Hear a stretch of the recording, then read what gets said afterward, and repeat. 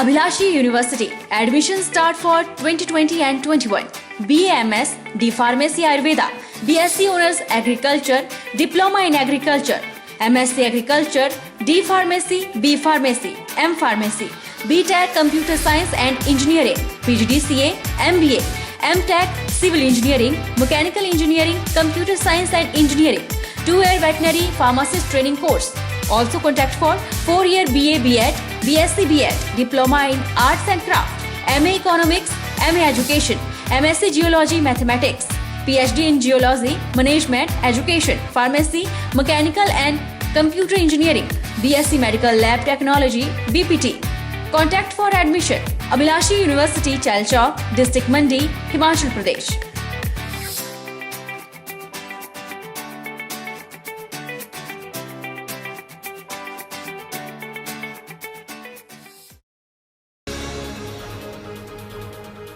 Youth of Nurpur against drug team के द्वारा गंगत में बैठक का आयोजन किया गया। बैठक की अध्यक्षता youth of Nurpur against drug के अध्यक्ष रवि मेहरा ने की।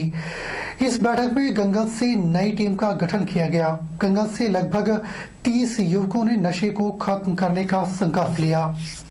नूरपुर अगेंस्ट ड्रग्स टीम के नए सदस्यों ने बताया कि आज के बाद इस इलाके में अगर कोई नशा बेचता है या करता है उसे जागरूक किया जाएगा कि नशा बुरी आदत है। नशे से बचने के लिए युवकों को खेलों के प्रति जागरूक किया जाएगा। Youth of Nurpur against drug के अध्यक्ष रवि मेहरा ने बताया कि गंगत में नई कार्यकारिणी का गठन किया गया है। हमें विश्वास है कि जो नई कार्यकारिणी बनाई गई है वो आगे आकर नशे को खत्म करें। अगर कोई नशा करता है या बेचता है उसकी सूचना तुरंत पुलिस को दे। सभी युवा खेलों की ओर ज्यादा ध्यान दें।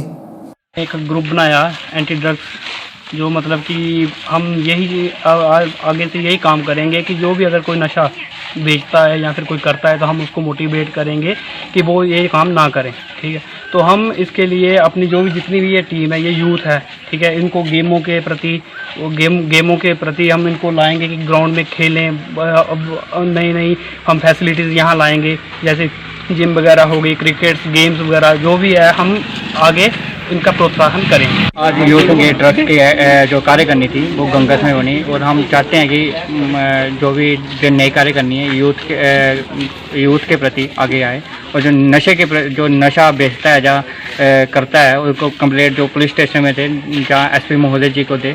और साथ में मैं सभी भाइयों से ही अपील करता हूँ कि जो नशा है उनकी जो कंप्लेंट है वो आगे दिया जाए और खेलों के प्रति ज़्यादा ध्यान दिया, और आज हमने ये कार्य करने की कोशिश की। सोमवार को चंडियाल और तल्याड़ क्षेत्र के ग्रामीणों का प्रतिनिधिमंडल उपायुक्त मंडी से मिला।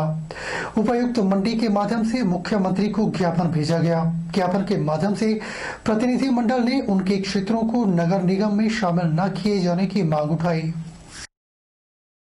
चंडियाल पंचायत के उप प्रधान रवि सिंह चंदेल ने कहा कि सरकार के द्वारा पूर्व में जब चंडियाल क्षेत्र को टीसीपी में डाला गया था तब भी उन्होंने इसका विरोध किया था, और अब चंडियाल क्षेत्र को निगम में डाला गया है जिसका वे विरोध करते हैं। उन्होंने मुख्यमंत्री से आग्रह किया कि उनके क्षेत्र को निगम के दायरे से बाहर किया जाए, क्योंकि ग्रामीण महिलाएं मनरेगा के माध्यम से अपनी रोजी रोटी चलाती हैं।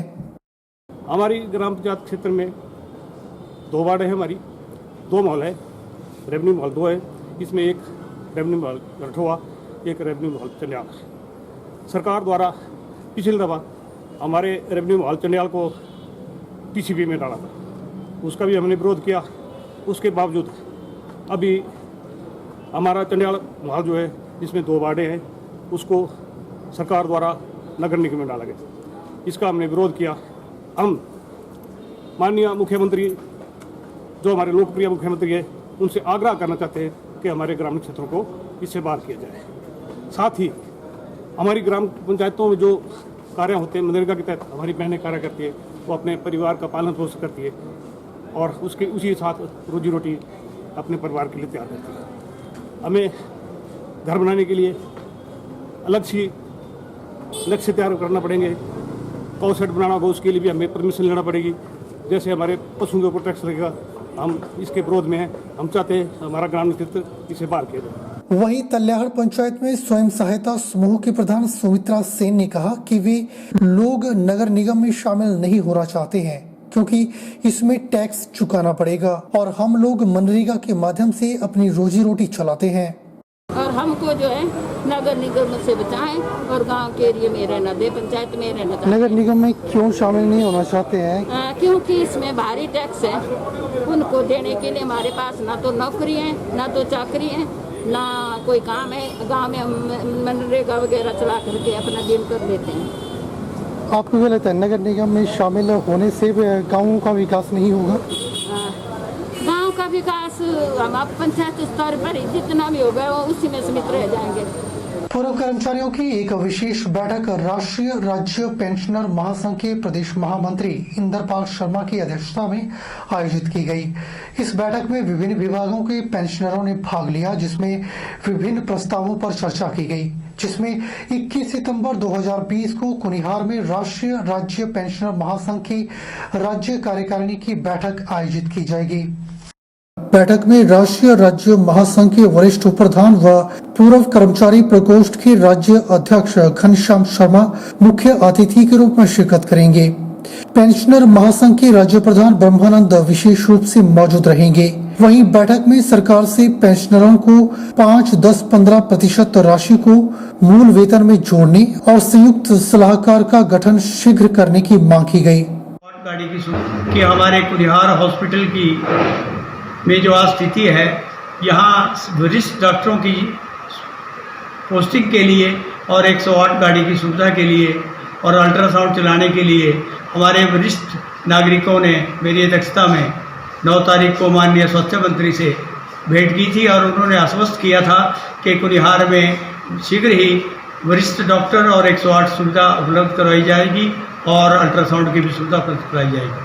इसके अलावा आज यहाँ पे हमारे 2-3 और प्रमुख मुद्दे हैं कि कुनिहार में कोई 15-20 वर्ष हो गए यहाँ पे जल शक्ति विभाग का केवल सेक्शन है, जबकि मेन सारी जो स्कीमें हैं पानी की वो कुनिहार से ही चल रही है।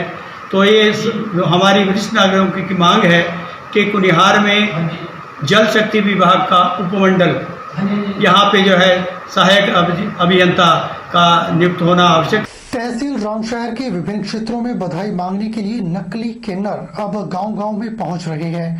इस बात की जानकारी किन्नर वेलफेयर पूनम महंत ने प्रेस वार्ता में दी। उन्होंने कहा कि चमदार और अन्य क्षेत्रों में तहसीलदार रामशहर के विभिन्न क्षेत्रों में कुछ ऐसे लोग हैं जो मेरे किन्नर के नाम से लोगों से बधाइयां लेते हुए नजर आ रहे हैं, जिस बात का वे कड़ा विरोध करती हैं। मेरे इलाके में जो बंगाली मेरा नाम लेकर बधाइयाँ लेते हैं, जे बिल्कुल झूठ बोलते हैं। मैं किसी को भी नहीं भेजती। अगर मैं बधाई पे जाती मैं खुद आती हूँ, खुद जाती हूँ। और जब हम किन्नर बधाई मांगने जाते तो हमारे पास ढोलक होती है, झोली होती है, जो हमारी माइयों की झोली होती है, हम उसको साथ लेकर जाते हैं। और मेरा इलाके वालों से भी रोष है, वो पहचान करें पहले कि कौन सही है और कौन गलत है, फिर उनको बधाई दें। हम जब बधाई लेने जाते हैं हम आपको रसीद भी देते हैं काट कर कि कौन बधाई लेकर गया और कौन नहीं बधाई लेके गया, सबको हम देते हैं रसीद काट कर। नकली किन्नरों से बचें, अपने बच्चों का, अपने माल का, अपनी जान का, ठीक है ना, ध्यान रखें। मेरी हाथ जोड़कर बेनती है सारे इलाका वासियों से। जोगिंदरनगर शहर की लक्ष्मी बाजार में गणेश महोत्सव के आखिरी दिन नन्हे बच्चों ने रंगारंग कार्यक्रम प्रस्तुत कर लोगों का मन मोह लिया। गणेश की आरती, शंकर का तांडव और गणेश वंदना कार्यक्रम प्रस्तुत कर लोगों का भरपूर मनोरंजन किया गया। इससे पहले गणपति की प्रतिमा की महाआरती उतारी गई। मिट्टी के बने हुए दियों से गणपति की पूजा अर्चना की गई। गणेश उत्सव के दौरान बच्चों के द्वारा प्रस्तुत किए गए देशभक्ति और सामाजिक सरोकार से संबंधित अनेकों दमदार प्रस्तुतियों को देखकर हर कोई हैरान रहा। बच्चों के द्वारा भंडारे की भी व्यवस्था की गई थी, जिसमें कई प्रकार के स्वादिष्ट व्यंजन भी परोसे गए। उधर शहर के पेट्रोल पंप के नजदीक बाल गणेश महोत्सव के 9वें दिन आयोजित धार्मिक कार्यक्रमों से शहर का माहौल भक्तिमय रहा। सोमवार को जोगिंदरनगर में गणपति की कई प्रतिमाओं का धूमधाम से विसर्जन कार्यक्रम संपन्न हुआ। इस दौरान चौंतड़ा, बड़ोग और लक्ष्मी बाजार में आयोजकों के द्वारा कृत्रिम झील में गणपति की प्रतिमा का विसर्जन किया गया।